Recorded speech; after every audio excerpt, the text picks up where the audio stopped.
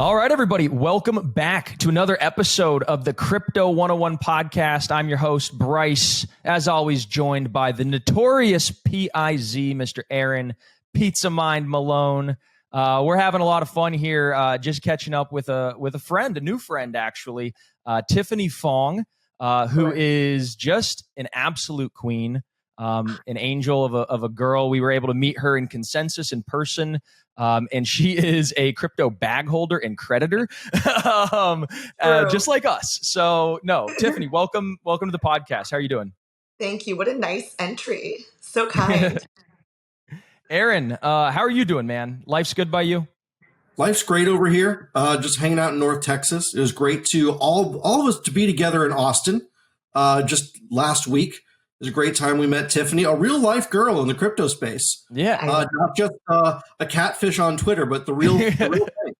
So rare. Yeah.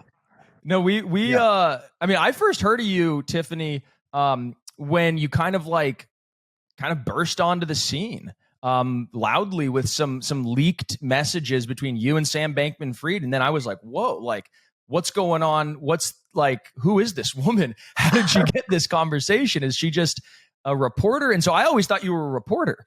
And then I started to realize as I learned more about you, that you're not like a journalist or, you're more of an influencer. So I want to actually, bring you on the show and hear from you, what you've been up to in the crypto space, how you found yourself in the position you're in, and, a little bit about the Tiffany Fong story.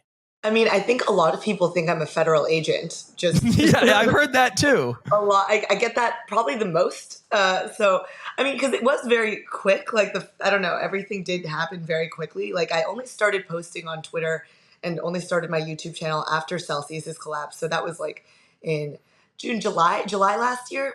So, I haven't been even really using Twitter or YouTube that long. So it was a quick, I guess, rise. It's not like I have like a massive following, but things grew very quickly. So I feel like that's why people come up with a bunch of like weird theories about the fact that I'm like a federal agent or whatever. Yeah. And I would say the picture of you and Joe Biden didn't help that. Oh, yeah.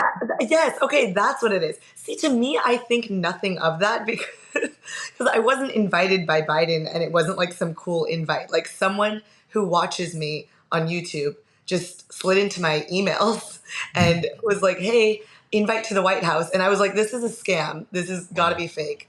But it turned out to be someone who I think works in the Secret Service and they wanted me to be their plus one.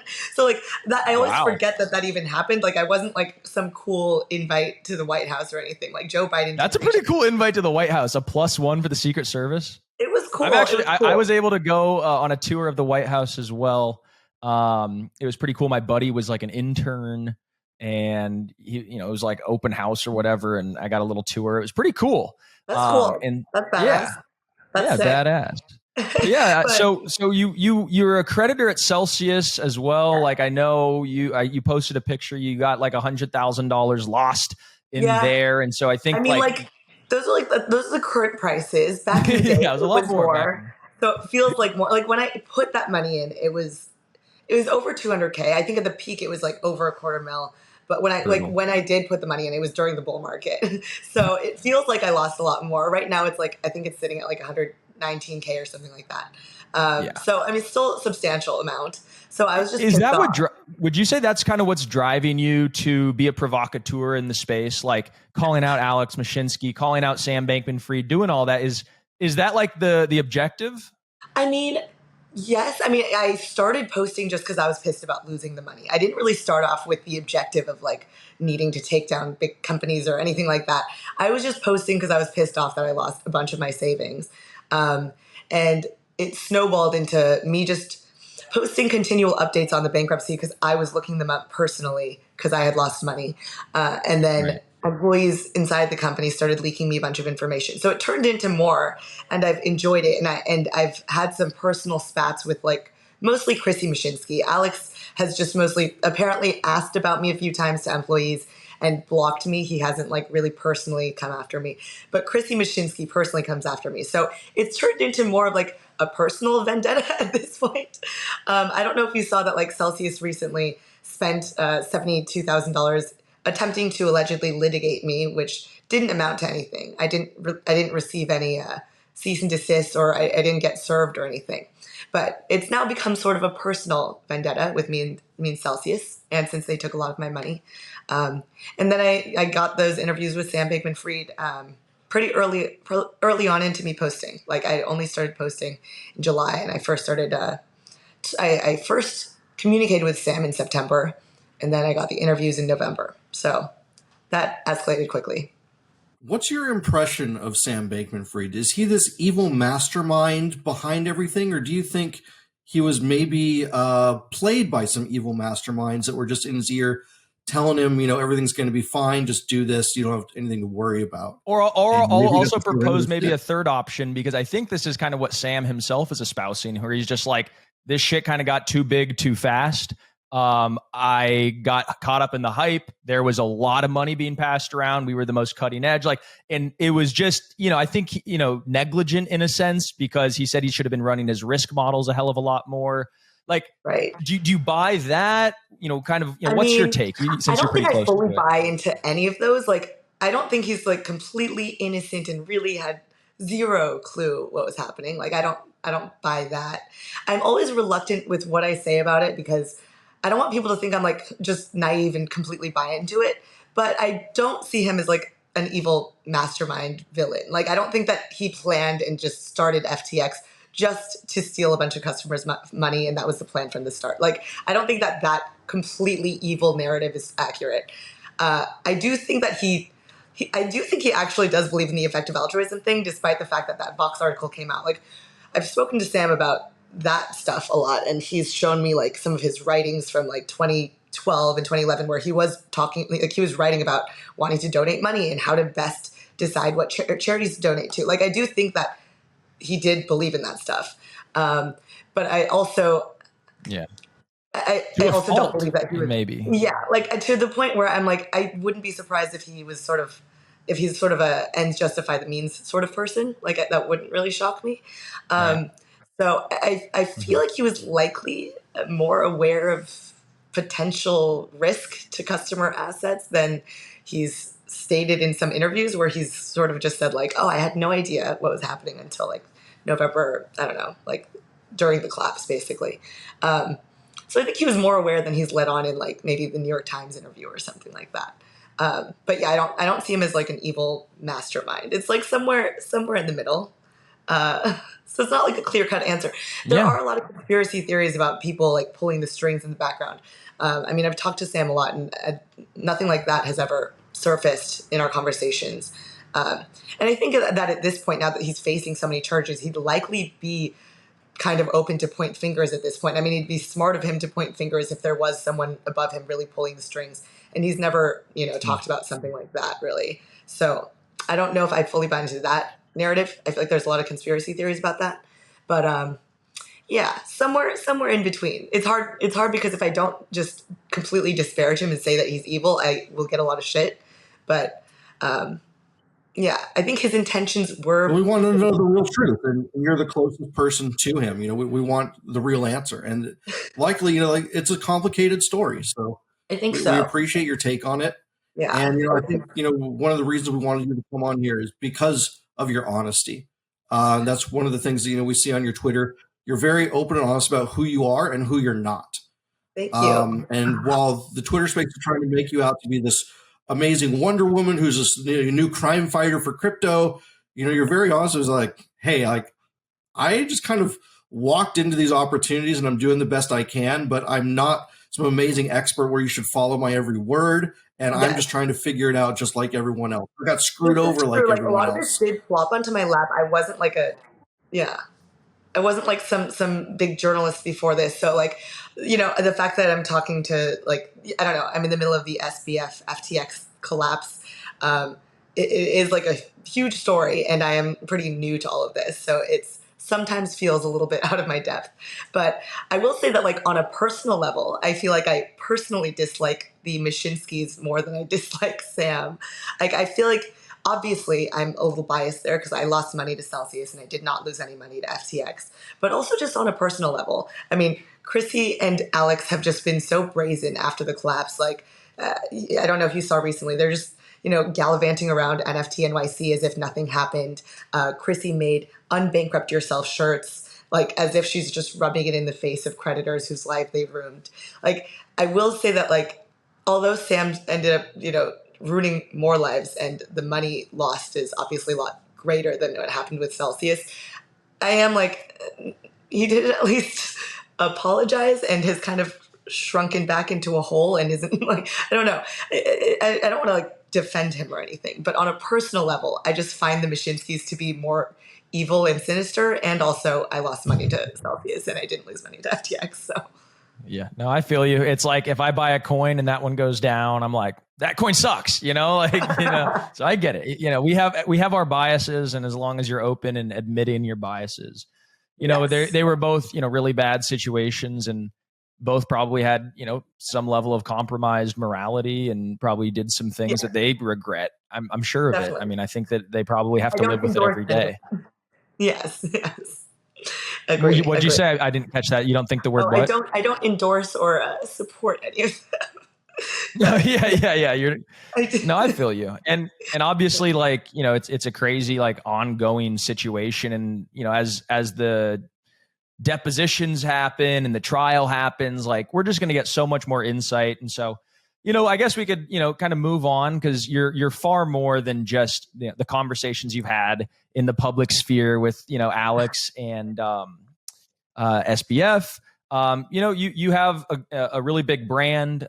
People follow you, they look to you for the latest, and you've got a lot of credibility. And, I guess, like, my question is, like, what do you think of the crypto space right now, where we're at, right? Like, we're kind of in the middle of a bear market, maybe a transition to a bull market, but, like, what do you see? What's your read on the crypto market? And you don't need to think, like, in terms of prices, but what's the sentiment? How are people kind of, thinking about crypto today? And, are the institutions really here? Are we just, all just sucking our own farts, basically? Like, what's actually going on? I mean, I feel like right now I'm kind of in shock at like just all the meme coins that are pumping right now. I'm like, to me, it's just like illogical. I don't personally buy any meme coins. I'm not a day trader. Yeah. So, I mean, that's not something I personally really play around with. Maybe I should though, I've never like gotten some like fat bag, like on a meme coin. Like I've never really fucked around with those. But there's a lot of that right now, like a lot of hype and craze at the moment. I think sometimes like that could actually be, that could sometimes maybe even be indicative of a market that is a little bit, far gone, right? Like when you start to see the shittiest of the shit start to actually move hard, there's a case to be made, like, all right, like Bitcoin's pumped, Ethereum's pumped, everything's pumped. And like, now this is the last blow off top. And like, that could actually mark potentially a move downwards. And we also saw the Ethereum Foundation selling 15,000 Ethereum this weekend, which, was about $30 million in US dollar. Like, so there could be a case that, Pet Bitcoin marked the top. What do you think, Aaron? I think that's a great take on it. And I completely agree. All my positions are currently short right now and doing quite well. But there's the old saying, from the stock industry, sell in May, go away. Right. And then go enjoy your summer. There's going to be super low liquidity. There's not a lot of, and that tells us market makers are out of the picture right now. So this is an accumulation phase time, probably throughout the entire summer. And that's okay. There's no bad markets. There's just a time to buy and there's a time to sell. And the key to being successful is knowing which is which. And it's certainly not the time to be buying a bunch of crazy coins that were just minted last week by anonymous developers. That's for sure. Yeah, that's going to be a tough buy. But I'm always in the camp, like, if people ask, like, oh, should I be buying, Bitcoin now? Doge? And I tell people kind of like dollar cost average your way in. Yeah. Like, first get yourself convinced that this is going to be a big piece of the future. First, get yourself bought into Ethereum and like, or Bitcoin or, crypto at the base level, and then start like getting more, fancy with the different coins and stuff, and just start slow. And people are always looking for something to get rich quick. And I think you can still get rich a lot quicker than anywhere else here in crypto. But over the slow summer is a great time to do some research into finding what's going to be pumping hardest in the next year or two from a fundamental standpoint. And one of the things that I use to figure out where the puck is going is this amazing Twitter account called Proof of GitHub. And basically it tracks developer activity across just about any chain that's posted to GitHub. And you can see where the building is actually occurring on a daily basis as well as a weekly basis. And that's kind of where I see, skating to where the puck is going a little bit ahead of it may pay off really well in the long term. But that long term, if it was in stocks or real estate, it's going to take decades. In crypto, it's a matter of months to a few years. That's still relatively really, really quick. Yeah. And Tiffany, do you kind of see something similar unfolding like I see, where these banks are failing and Sam and like Celsius and all this kind of stuff, that was like the first dominoes to fall. And now the banks are, they had loans extended that they were realizing they're bad loans. And, there's a big, kind of explosion right now in the traditional banking world. But I think that's actually bullish for crypto. Do you kind of see that? And what are your thoughts around that? I mean, I would think it's bullish for crypto, Bitcoin. I mean, I don't know. I don't really talk about specific projects, but I would think that theoretically it should be bullish for crypto. Although we're not really, we're certainly not seeing a $1 million Bitcoin anytime. Yeah, not quite yet. I don't know. I think Bitcoin's at like 27K today. I mean, there were those issues with ordinals and everything recently. I haven't looked into that too closely. I've just hopped into a couple Twitter spaces, but yeah, no, there's definitely been some congestion on the Bitcoin network. Binance halting their withdrawals, and I think that's really what fudded the market. The market sold off because people were like, Binance is the next to go. And I don't know. What do you think? Do you think Binance is a weak link? I don't personally know too much inside information on Binance. I have even asked Sam though, and I've been like, do you think Binance is insolvent? And even Sam has been like, I'd be really surprised if they were insolvent. And he probably has the most incentive to want to FUD Binance.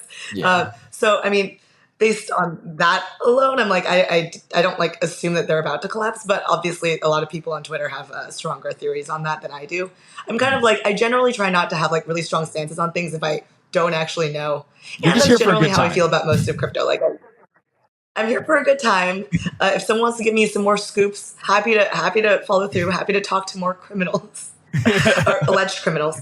But I do try to stay away from I don't talk about specific coins. I mean, especially in this meme coin craze right now. I'm getting a lot of people wanting to pay me to talk about their meme coin projects and shit like that. And I'm like, I stay out of that shit. I'm not. I don't play with that stuff. So I don't talk about really specific projects. But I mean, I do think that the banks failing should be bullish for crypto. But is that really going to make us see a pump to insane? I don't know. Yeah, and I guess I just the banking crisis thing. I guess it just kind of galvanizes in the mind of America that these systems are built on debt and they can fail. And, if it could happen here in America, then it could happen in any other developing world or any other country, right? Because we had the most sound and safe banking system. And then people realize, oh, wait, Bitcoin was invented in the heart of the darkness of the last financial crisis for this very reason. It's a fully transparent, math-based system where you don't have any counterparty risk. You don't have that sort of, debt-based issuance. It's all asset-backed. And I think that when people look at that and it's kind of its own world, and people say, okay, well, that's probably a good hedge against some of this craziness that's going on. And so I think from that standpoint, it's being priced in slowly as people are waking up to that. I know my dad and his, boomer friends, who hated on Bitcoin for many years, slowly over time they start to come around, and there's definitely a lot of people in the traditional system who are pissed about all this stuff going on with these regional banks and how, didn't we fix this in 2008? How could it ever happen again? And here we are. It's the same thing, irresponsible loans, bad risk taking, no transparency. And so it's we're here, crypto's here, we got a system that's working, and kind of with some band-aids on it sometimes, with scalability issues and stuff like that. But we're here and we're open for business. And so I think that slowly but surely it's going to be more diversification for people's finances and stuff in Bitcoin and crypto. But I want to also get your thoughts just like on media coverage in crypto.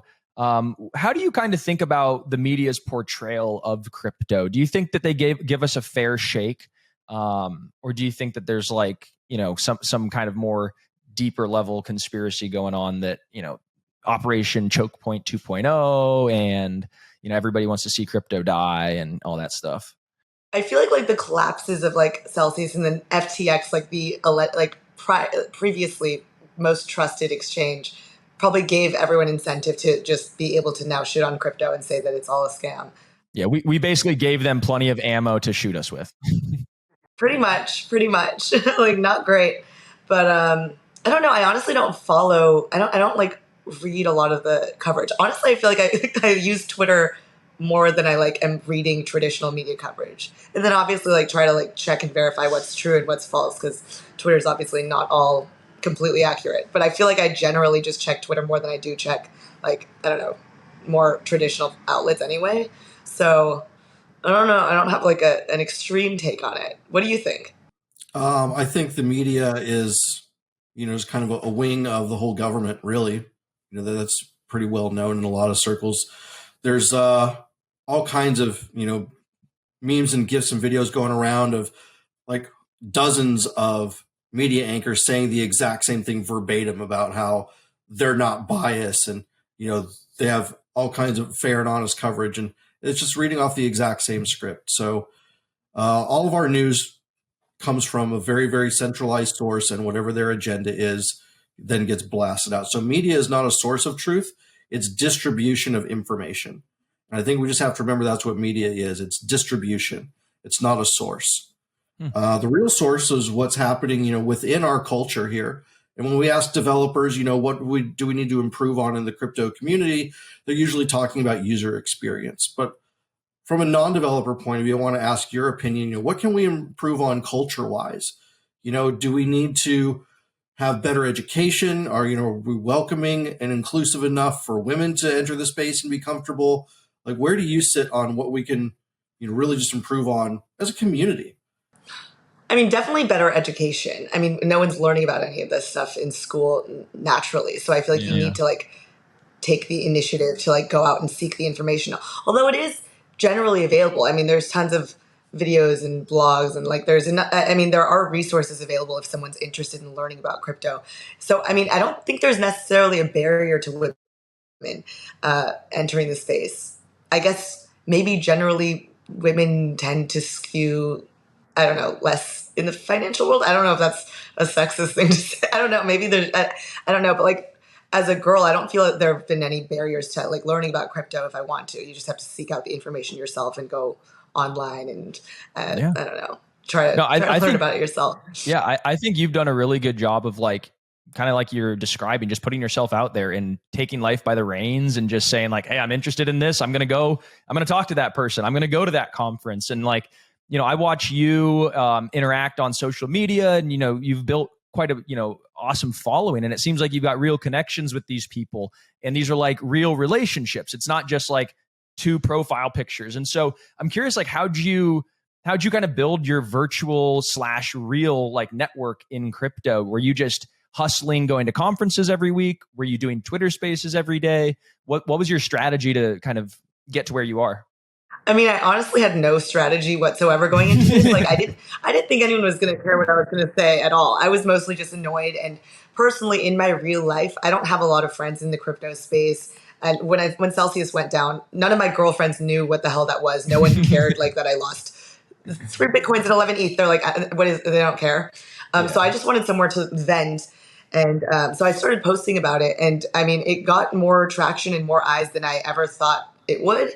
And I would also say that I don't think that being a girl has hurt me there. There are very few girls in the space. So obviously there's some men who want to just like follow a girl talking about this stuff. I don't know. So I wouldn't say that like being a female has hurt me in that regard. But yeah, I didn't have any strategy really. I actually like my first conference I attended was ETH Denver. So, I mean, I've only been to a couple conferences like ETH Denver, Consensus, hopped over to like NFT NYC for a bit. So I haven't been to that many conferences either. So I wouldn't even say that that's how I've met the most people.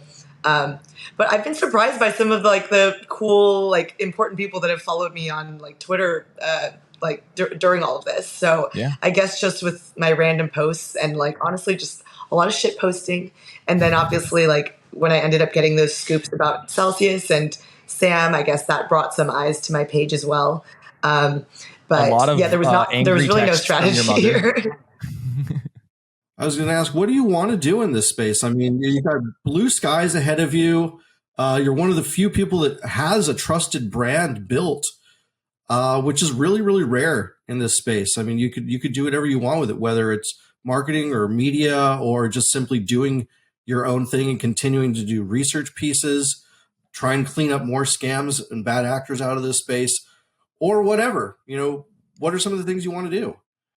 I've honestly like not been strategic at all. I got like these random Celsius leaks, and then that led to Sam Bankman Fried following me, and then I ended up with the Sam stuff.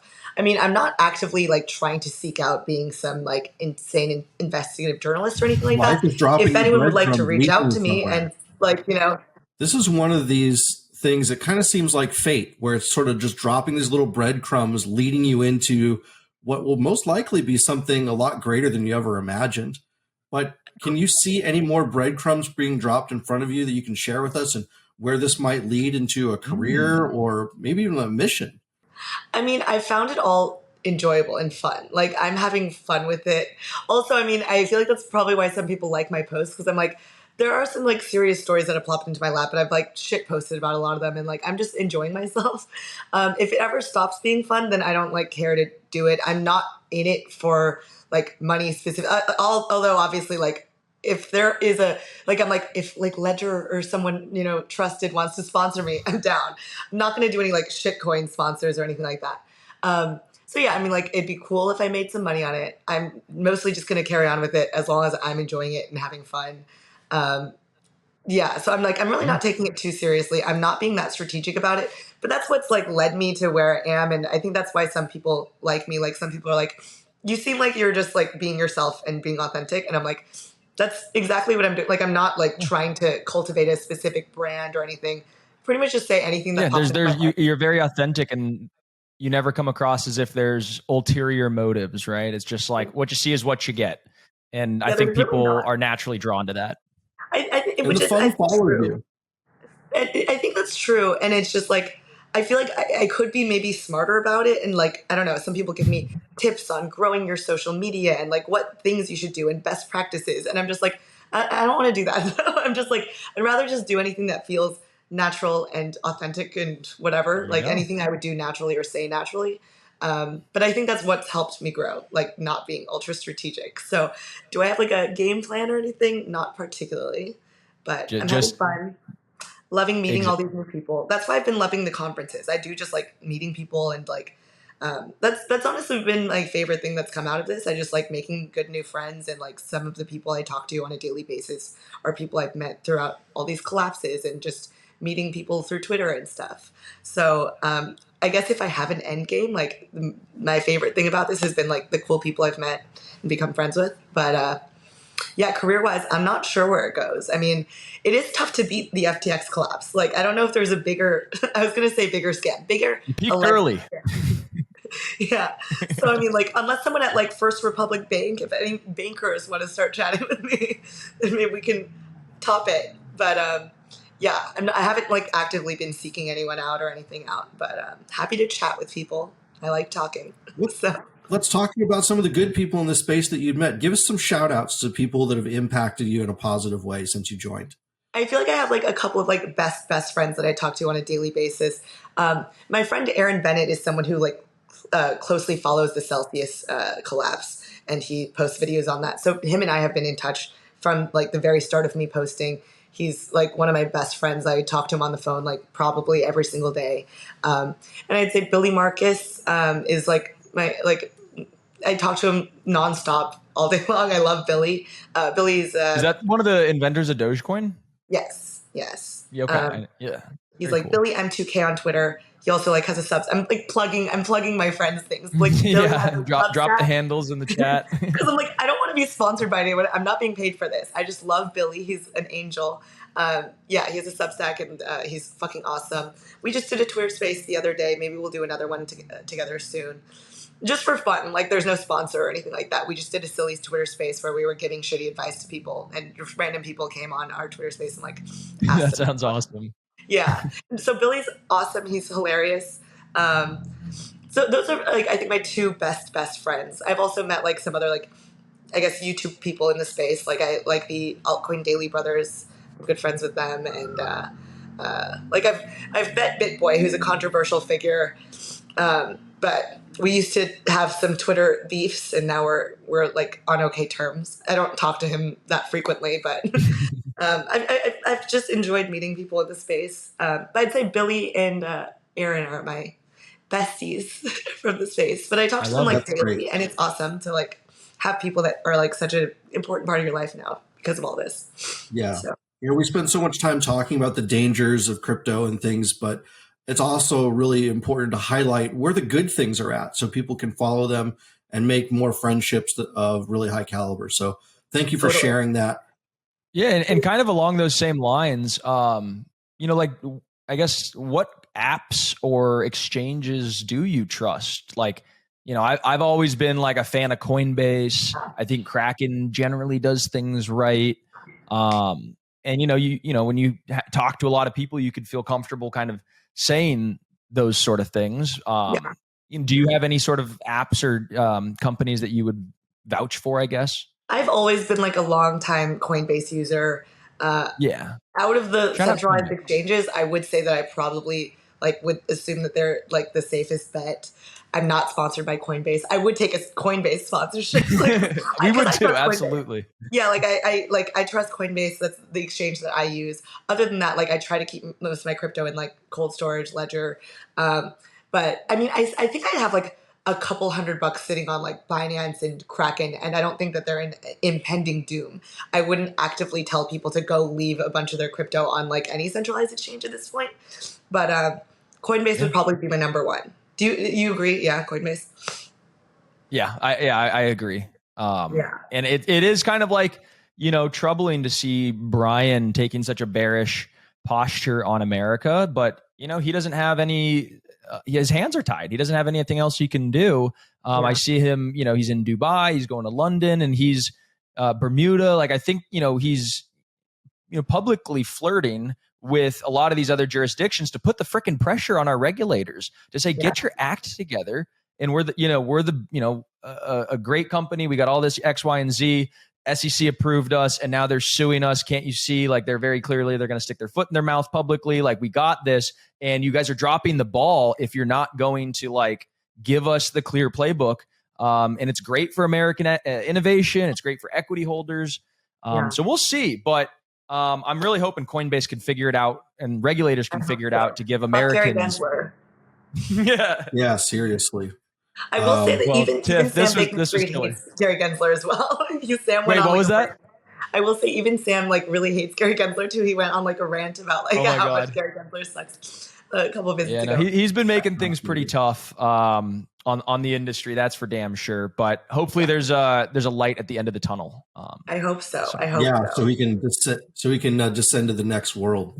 Okay. No, I hope so. I need it. I need a bull run. We need a bull run. And I'm going to be here. You're going to be here. And we hope we could have you back on, or we'll do a Twitter Spaces or do something, because this is a ton of fun. And it was great to get to know you as more than just the person on the screen, but to get a little bit of your personality. Thank you. I appreciate that. This is fun. Yes. Happy to do it again. Was great. Well, everybody who's watching at home, hope you guys enjoyed. Hope you guys go follow Tiffany. What's your Twitter? Let's tag Tiffany Fong with 1_. There's a lot of fake Tiffany Fong accounts, so it's Tiffany Fong with 1_, and I'm paying for the blue check mark so that people don't get confused. It's annoying, but I'm like, there are a lot of fake accounts. So that, and then I have a YouTube channel that's just Tiffany Fong. Perfect. All right. Well, guys, hope you enjoyed, and we'll catch you guys same time, same place next week with some more amazing guests. Take care, Tiff. Bye.